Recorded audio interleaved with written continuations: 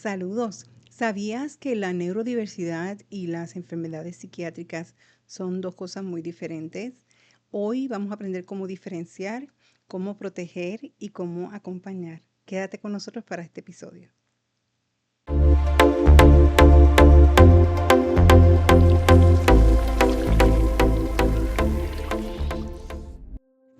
Saludos, bienvenidos a Vida en 123. Aquí su servidora Rosa Martínez con un episodio más de información sobre neurodiversidad. Y el día de hoy, el episodio que vamos a tener es un episodio un poquito más extenso. Elegí hablar un poco más profundamente sobre este tema porque es un tema que continuamente vemos. La confusión entre lo que es ser neurodiverso y los problemas de condiciones psiquiátricas y emocionales.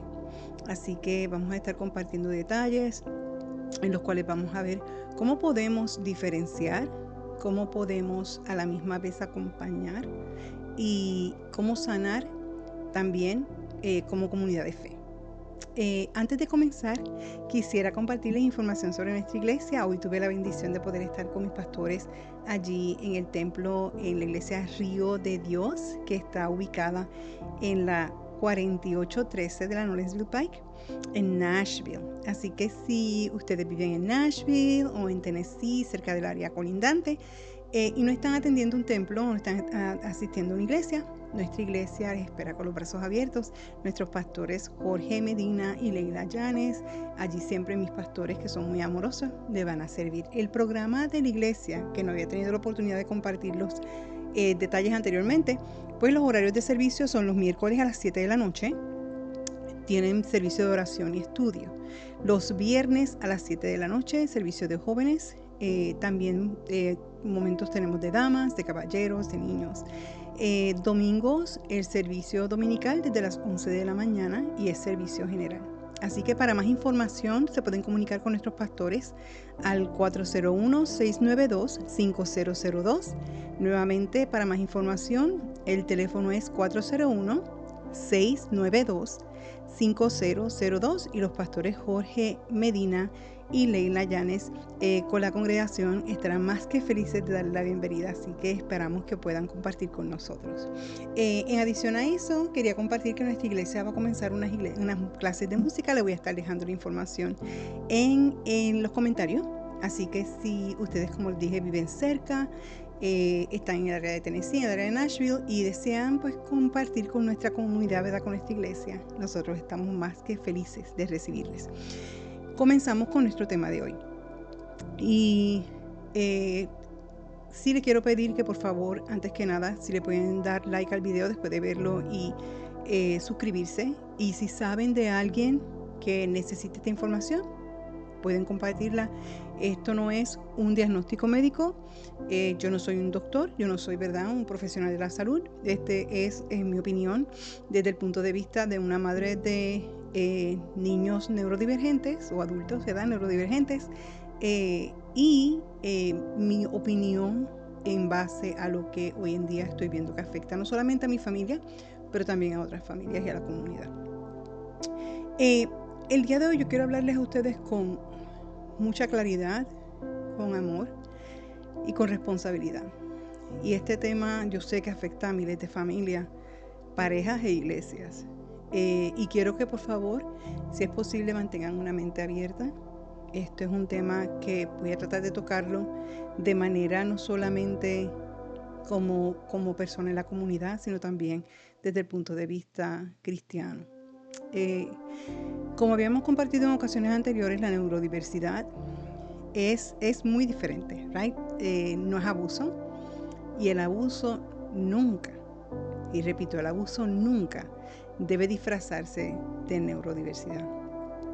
El tema de hoy lo vamos a enfocar en orientación, en informar a la comunidad, a la iglesia, a la familia y a los pastores.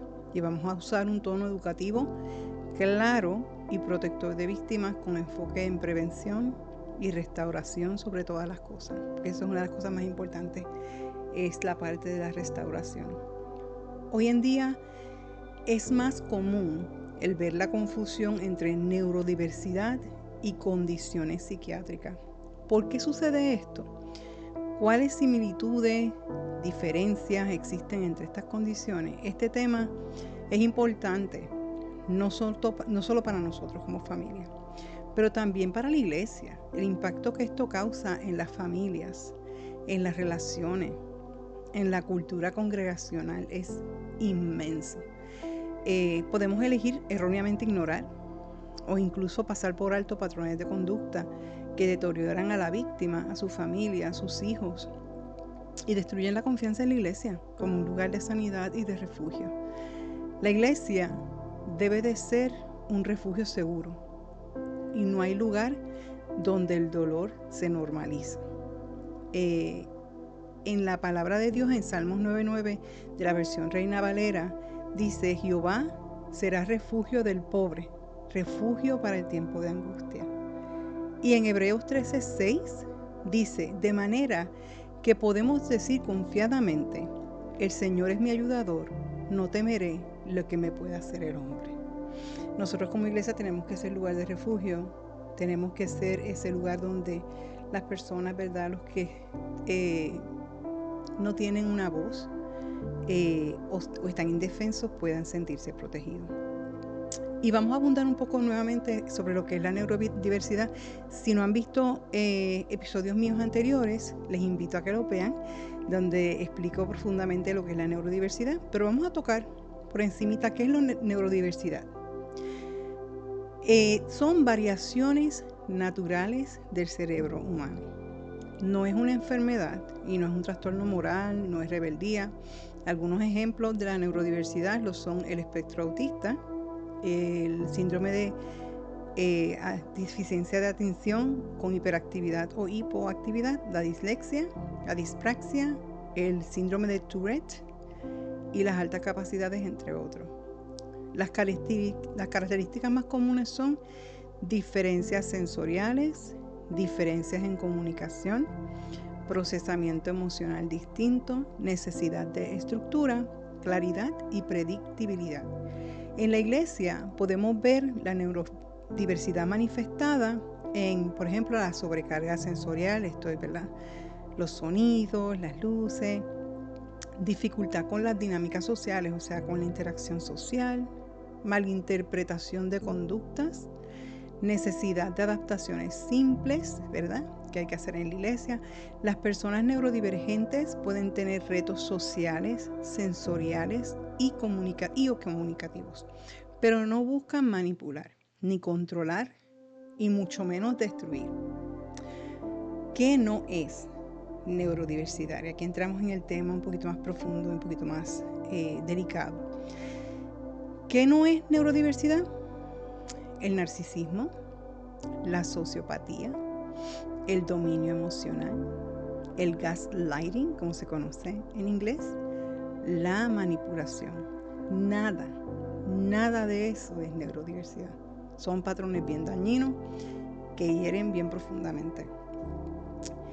¿Y qué son los problemas psiquiátricos como el narcisismo? Para abundar un poquito más sobre esos dos que tienden a ser de los más escuchados o comunes hoy en día, ¿verdad? Lo más que podemos encontrar muchas veces en las redes sociales, en información. Los problemas psiquiátricos como narcisismo y sociopatía. Antes de yo proceder a brindarles esta información, yo quiero ser bien clara. No se diagnostica desde el púlpito, se educa para proteger. Así que este tipo de información no es para diagnosticar a nadie. El pastor no está llamado a diagnosticar. Esto es prácticamente un trabajo profesional médico. Y ese es mi consejo. Si usted entiende que alguien de su familia está incurriendo en este comportamiento, ya sea su pareja, ya sea en sus hijos, alguien que usted conozca, que usted entienda que está incurriendo en este tipo de patrones, es importante que esas personas sean evaluados por un psiquiatra, por un profesional de la salud. Pero es importante que la iglesia se eduque y los pastores se eduquen para que de esta manera puedan proteger a las víctimas. ¿Qué es el narcisismo? Se le conoce como NPD. El narcisismo es un rasgo de la personalidad caracterizado por un sentido inflado de importancia, una profunda necesidad de atención, de admiración excesiva y una falta de empatía hacia los demás. El término narcisista se utiliza para describir una persona que exhibe este patrón de conducta. ¿Qué es la falta de empatía? En pocas palabras, la empatía es la habilidad de entender y compartir sentimientos de los demás. Es conectar con los sentimientos del otro, ¿verdad? El saber poner tus personas en los zapatos de otro. Cuando alguien experimenta una falta de empatía, esto puede resultar complicado al momento de establecer relaciones profundas y saludables con las personas que nos rodean. ¿Cuál es la necesidad de admiración? La necesidad de admiración es un concepto psicológico que se refiere al deseo intenso de recibir reconocimiento y aprecio por parte de los demás. O sea, esa es una hambruna de tener ese reconocimiento. La manipulación emocional consiste en influir, en controlar o dominar a otra persona mediante estrategias psicológicas sutiles con el fin de obtener un beneficio propio. O sea, todo el tiempo es yo. El gaslighting emocional, el espiritual y el gaslighting cristiano. Y en esto voy a extenderme un poquito.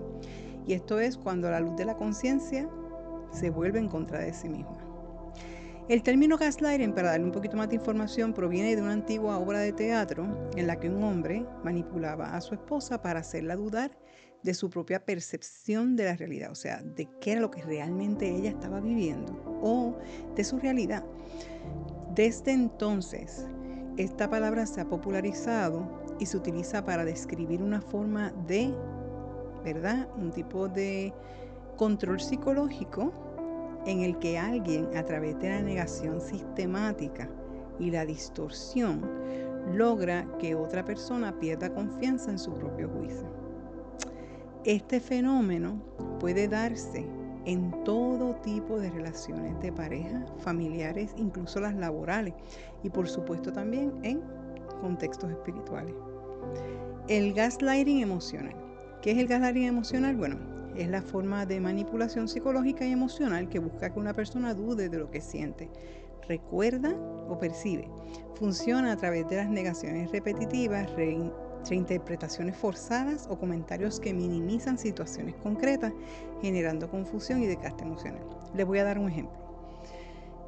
Yo sé que tal vez vengo yo y hago algo que a ti te ofendió, que te dolió. Tengo un comportamiento que está continuamente minimizando tus sentimientos. Cuando tú vienes delante de mí y me dices, mira, Esther, yo siento que la forma en la que tú me estás tratando es una forma en la cual no te importa cómo yo me siento, no te importa cuando me lastimas, y que yo te diga, no, eso no es así, eso no es verdad. O sea, ¿de qué tú estás hablando? ¿Cuándo yo hice eso? ¿Cuándo te hablé de esta manera? O sea, tú estás loco, tú estás loca. O sea, eso no pasó. Eso es el gaslighting. Cuando alguien te hace pensar que tú eres quien estás mal y que lo que tú estás sintiendo y tú lo pongas en duda. O sea, tú pienses, estoy loca entonces, o estoy loco entonces. La persona que incurre en gaslighting no toma responsabilidad de lo que te está causando, de lo que te está afectando. El gaslighting espiritual, por otro lado, es una manipulación especialmente dañina porque se disfraza de sabiduría, desapego o una enseñanza trascendente, bajo la apariencia de guiar hacia un despertar, ¿verdad? Induce al practicante a desconfiar de su propia experiencia interior, a dudar de su sentir y de su discernimiento. En el camino espiritual, la confianza es una puerta esencial. Confiamos en nuestros pastores, en nuestros líderes, en una enseñanza, en una comunidad, en una práctica, porque sentimos que algo en ello apunta hacia la verdad. Pero esa misma confianza indispensable, ya que nos permite soltar las defensas del ego, puede convertirse también en un punto de vulnerabilidad si se utiliza con fines de manipulación o poder. Y esto a veces pasa, muchas veces pasa, ya sea en la iglesia, ya sea incluso en la comunidad. El gaslighting espiritual distorsiona con frases como: esto es solo tu ego, o tus emociones son una ilusión, o tu dolor es una forma de apego, cuando se utilizan como arma para desautorizar al otro o para silenciar la voz interior. O sea, se transforman en mecanismos de control. Y recuerden siempre, el gaslighting es como tratar de tener control de la forma en que esa persona también se siente. El gaslighting cristiano se refiere a la manipulación psicológica que se utiliza o se realiza dentro del contexto religioso, en el cual se distorsiona la percepción de la realidad de una persona con el fin de controlar su comportamiento y sus pensamientos. Cuando la iglesia, los pastores y los líderes religiosos recurren al gaslighting cristiano, al principio puede surgir disfrazado de guía compasiva o de corrección del ego, pasando luego a convertirse en un foco de confusión para la víctima y duda de la realidad. Es bien importante que los pastores, los líderes, los voluntarios y nosotros mismos como parte de la iglesia, como parte del cuerpo de Cristo, como parte de la comunidad, como familia, entendamos de que las víctimas, ¿verdad?, muchas veces vienen ante nosotros con la confianza. Y eso es una confianza que obviamente se da, ¿verdad? La persona ve en usted esa persona en la cual puede confiarle. Y vienen, ¿verdad?, porque están pasando una situación que tal vez para ellos es intolerable. Pero si entonces nosotros como iglesia, en vez de nosotros ver las cosas más allá, nos ponemos a espiritualizar las cosas todo el tiempo y a quitarle validez a los sentimientos de esa víctima, entonces prácticamente lo que hacemos es que tratar de entonces controlar la situación a nuestra propia manera, no validar lo que esa persona está sintiendo, y lamentablemente hacemos que las personas se cierren y no confíen, incluso se vayan de la iglesia. ¿Qué es la sociopatía? La sociopatía es un trastorno de la personalidad caracterizado por un patrón persistente de comportamiento antisocial y falta de empatía hacia los demás que afecta la vida social, laboral y personal del individuo. Empatía, esa es la palabra clave. La palabra empatía, que significa ponernos en los zapatos de otro, en los sentimientos de otro. Y lamentablemente la persona que tiene sociopatía carece de empatía. ¿Cuál es la definición y las características principales de la sociopatía? La sociopatía, también conocida como trastorno de la personalidad antisocial, se manifiesta en conductas repetidamente violatorias de normas sociales, con tendencia a mentir, engañar y o manipular a otras personas, y una marcada incapacidad para establecer relaciones emocionales profundas. Las personas con sociopatía pueden mostrar comportamientos impulsivos, irresponsables, peligrosos, sin sentir remordimiento por sus acciones. ¿Cuáles son los síntomas comunes que nosotros podemos encontrar en la persona que es sociópata? Falta de empatía y remordimiento, dificultad para comprender o preocuparse por los sentimientos de los demás, manipulación y engaño, uso de mentiras o estrategias para beneficio propio. Y en esto de manipulación y engaño, a veces el victimario, la persona sociópata, usa a los hijos en contra de la madre, o la madre usa a los hijos en contra del padre. Impulsividad, incapacidad para planificar a largo plazo y tomar decisiones que consideren consecuencias. Irritabilidad y agresividad, o sea, episodios de agresividad verbal y o física. Y tengo que meditar muy bien en las palabras que tengo que utilizar, ya que obviamente el YouTube tiene ciertos estándares y no queremos tampoco pasar por encima y utilizar un vocabulario que no sea correcto. El sociópata tiene desprecio por las normas sociales, así que caen en incumplimiento de las leyes, de las reglas o de los estándares éticos. Dificultad para mantener relaciones estables. o sea, las relaciones personales y laborales inestables y conflictivas. Violación de los límites, falta de remordimiento, conductas donde, ¿verdad?, se agrede y recurren muchas veces a un encanto superficial.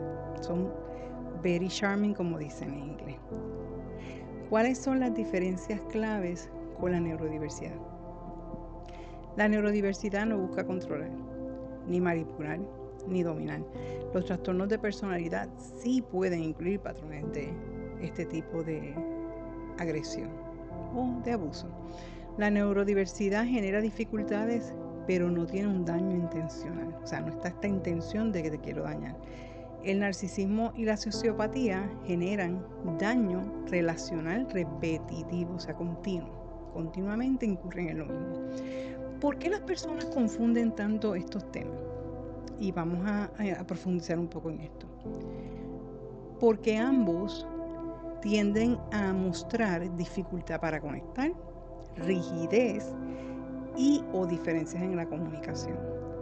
La inmensa diferencia en esta es que la neurodiversidad puede tener retos, pero jamás, como indicamos, tiene la intención de dañar. O sea, el neurodiverso, esa es la forma en que su cerebro es, pero no tiene esta única intención de manipular, de dañar, de agredir.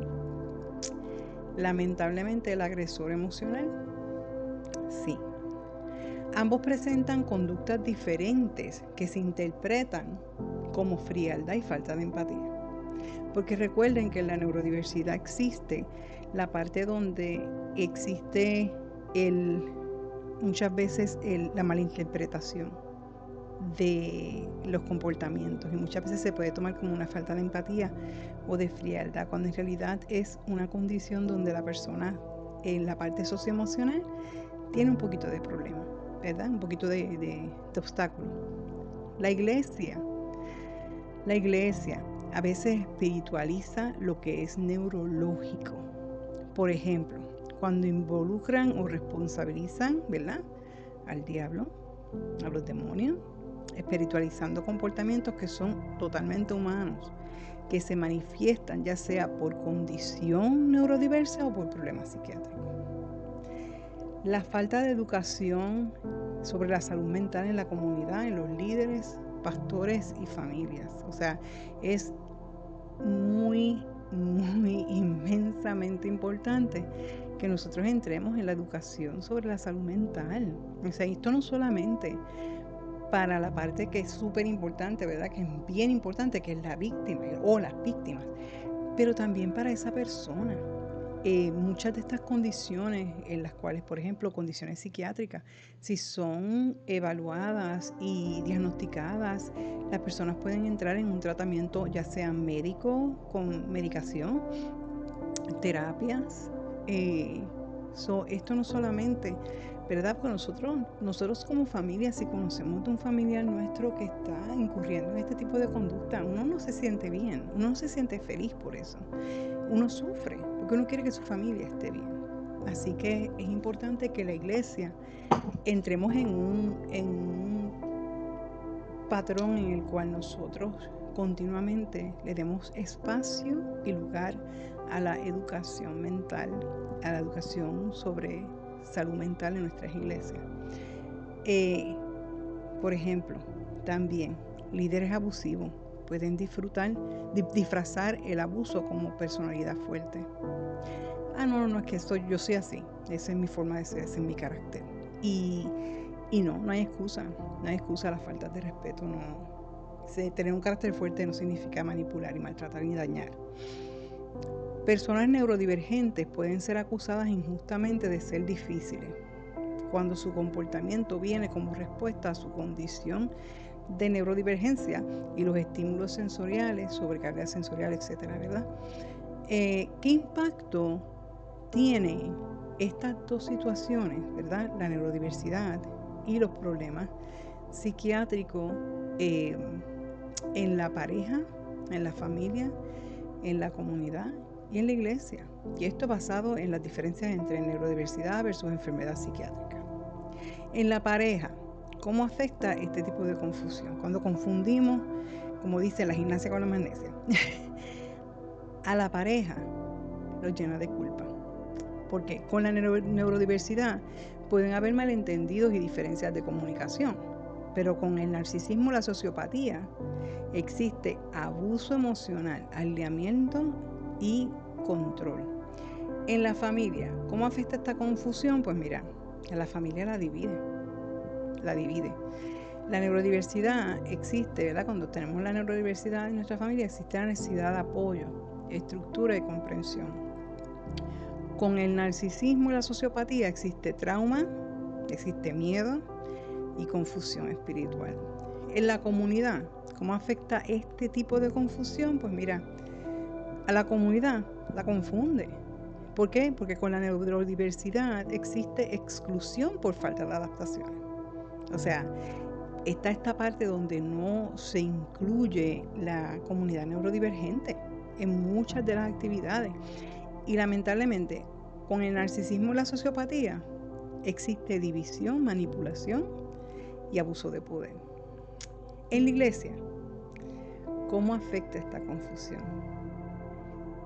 Y esto quiero que le quede bien claro en su cabeza, el que esta confusión afecta a la iglesia cuando la paraliza. ¿Por qué? Porque no hay una claridad entre lo que es la neurodivergencia, cómo prepararnos para la neurodivergencia y los problemas psiquiátricos y emocionales, porque no sabemos cómo trabajarlo, no sabemos, como dicen por ahí, por dónde entrarle. La iglesia siempre por eso tiene que prepararse. Así que, ¿qué podemos hacer como iglesia?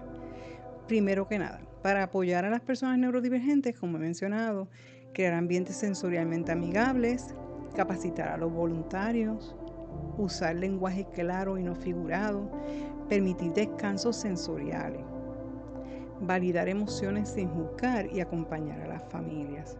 Para proteger a las víctimas, ¿verdad?, de AE, ¿verdad?, de ese tipo de situación emocional. Primero que nada, a las víctimas vamos a creerles, no vamos a espiritualizar el abuso. No se puede espiritualizar el abuso. Establecer protocolos de seguridad, referir a profesionales, acompañar sin presionar, reconciliación. Porque rápido, es verdad, en el buen sentido, se trata de empujar a que las personas se reconcilien con sus agresores. Y nosotros no podemos, por eso es que no se puede espiritualizar. Nosotros estamos para servir y estamos para servir a todos, ¿verdad? Como iglesia. Pero hay una diferencia. Y nosotros tenemos que cumplir. Nosotros tenemos que, delante de los ojos de Dios, tenemos una responsabilidad. Y tenemos que proteger, guiar, orientar, mover las personas hacia una orientación, ¿verdad?, profesional. Hay que crear redes de apoyo, grupos de apoyo en las iglesias, y siempre lo enfatizo. O sea, la necesidad de grupos de apoyo en las iglesias es inmensa. A través de los grupos de apoyo, siempre y cuando, ¿verdad?, tengamos unos líderes que estén orientados, que estén supervisando y que estén involucrados. Los grupos de apoyo son excelentes para que nosotros podamos, entre unos y otros también, no solamente compartir lo difícil, sino también el progreso, ¿verdad?, y las cosas que a nosotros nos han ayudado, nos han servido. Para educar a la comunidad, ¿qué falta? Talleres regulares, predicaciones sobre salud mental, materiales impresos, ¿verdad?, hands out, folletos, conversaciones abiertas. Vamos a tener foros de conversaciones abiertas en las cuales las personas pueden hacer preguntas. Normalizar el pedir ayuda. O sea, vamos a normalizar el pedir ayuda. El que estas personas están siendo lamentablemente indefensas y vulnerables. Así que está bien pedir ayuda. Está bien decir, hey, si esto me está pasando, necesito ayuda. Y es súper importante que nosotros como iglesia y como personas, ¿verdad?, como comunidad, nosotros le prestemos atención grandemente a este tipo de situación, porque hoy en día hay muchas, pero muchas víctimas, muchas personas que están sufriendo esto en silencio. y no se atreven a decirlo, porque están siendo gaslighted todo el tiempo. O sea, todo el tiempo les están haciendo sentir que ellos son los culpables o que, el control, el tener control sobre ellos, porque de eso se alimenta la persona agresora. Les quiero dar un recordatorio final y nuevamente cómo podemos apoyar a las víctimas o víctimas, ¿verdad? Porque muchas veces es tanto la persona como sus hijos, su familia, validando su historia, ayudándoles a poner límites, crear un plan de seguridad, conectándolas con apoyo profesional y acompañándoles espiritualmente sin juzgar. ¿Qué puede hacer la iglesia? Educar, proteger, acompañar, confrontar el abuso y sobre todas las cosas ser un refugio seguro. Y yo quiero hacer, a manera de cierre, un llamado pastoral. Y no solamente, como les he dicho, como comunidad, como familia, como iglesia, pero los pastores y los líderes.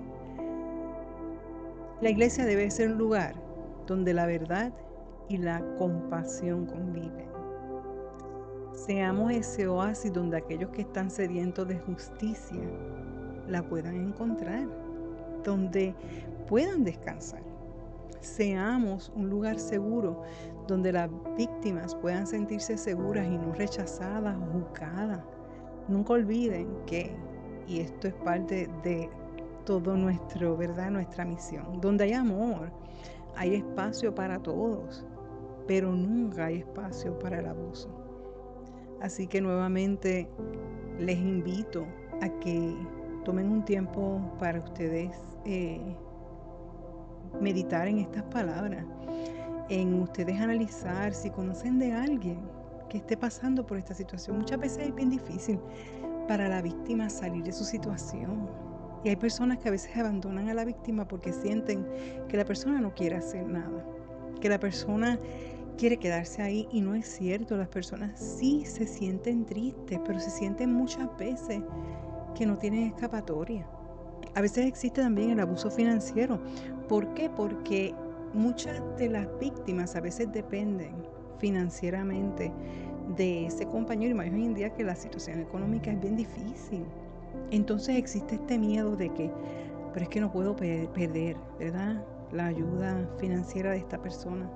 Y si quisieran salir de su situación, si quisieran tener ayuda, y por eso es que existen muchos recursos, pero está de nosotros orientarnos para nosotros poder en cierta manera ayudar, ser parte de la solución y no ser parte de un problema, ¿verdad? O tratar de silenciar las cosas, espiritualizarlas. No, es tiempo de que nosotros como iglesia nos pongamos al día, ¿verdad? Y tomemos esas armas que están ahí para nosotros poder hacer el propósito, ¿verdad?, al cual Dios nos ha llamado. Así que les invito nuevamente, por favor, si saben de alguien que puede sacar beneficio de este episodio, por favor, compártanlo, denle like, suscríbanse. Esto va a ser la manera más grande en la cual ustedes pueden también ayudarnos a que la voz llegue. Y nuevamente, como les indico, nosotros vamos a estar llevando a cabo talleres informativos para las iglesias, talleres cristianos, talleres enfocados en que la iglesia se prepare para trabajar con todo este tipo de situaciones y otras más. Así que si desean ponerse en contacto con nosotros, ya yo les compartí el número telefónico de mis pastores, pero les voy a estar dejando el número telefónico en los comentarios, al igual de que voy a dejarle enlaces. Y por favor, si quieren comunicarse conmigo directamente, el correo electrónico también va a estar en los comentarios. Es vida@erm123 B de Víctor, D de David, info.com. Voy a estar dejándoles el correo electrónico en los comentarios, así que si desean comunicarse conmigo, si desean que nosotros llevemos los talleres a su iglesia, también. O sea, nosotros más que gustosos, más que felices de poder hacerlo, porque esto es un trabajo entre todos. Este no es un trabajo solamente para unos, nosotros todos como cuerpo nosotros tenemos que trabajar en esto y ser ese remanso, ese lugar, ese oasis donde todos aquellos que están en necesidad puedan encontrar esa tranquilidad, esa paz y esa ayuda. Así que nuevamente Dios les bendiga grandemente y va a ser hasta el próximo episodio de Vida en 123. Nuevamente, por favor, si desean comunicarse conmigo, siéntanse en confianza de hacerlo. Un abrazo, muchas bendiciones y será hasta la próxima.